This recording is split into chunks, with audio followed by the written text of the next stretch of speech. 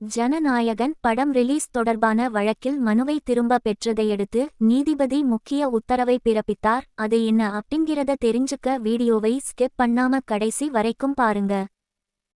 நடிகர் விஜயின் ஜனநாயகன் படத்தில் மத நல்லிணக்கத்திற்கு ஊறு விளைவிக்கும் காட்சிகள் இடம் பெற்றுள்ளதாக வந்த புகாரின் அடிப்படையில் படம் மறு ஆய்வு குழுவுக்கு அனுப்பப்பட்டது.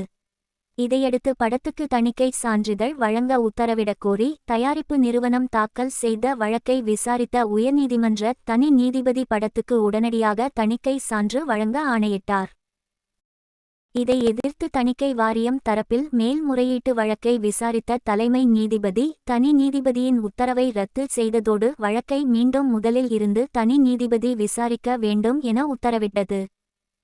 இந்நிலையில் தணிக்கை சான்று தொடர்பாக மறு ஆய்வு குழுவை ஜனநாயகன் படக்குழு அணுகி உள்ளது. இதையடுத்து தனி நீதிபதி முன் உள்ள வழக்கை திரும்ப பெற உள்ளதாக கூறி பட தயாரிப்பு நிறுவனம் உயர்நீதிமன்ற பதிவு துறைக்கு கடிதம் அனுப்பியது. வழக்கு நீதிபதி ஆஷா முன் விசாரணைக்கு வந்தபோது வழக்கை வாபஸ் பெற அனுமதியளித்து உத்தரவிட்டார்.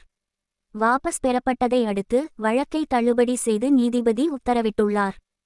இதற்கிடையே தற்போது ஜனநாயகன் திரைப்படம் தணிக்கை மறு ஆய்வுக்கு அனுப்பி வைக்கப்பட்டுள்ளது. மறு ஆய்வுக்குழு 20 நாட்களில் படத்தை பார்த்து ஆலோசித்து திருத்தங்களை சொன்னபின் தணிக்கை சான்றிதழ் வழங்கப்பட வாய்ப்புள்ளது.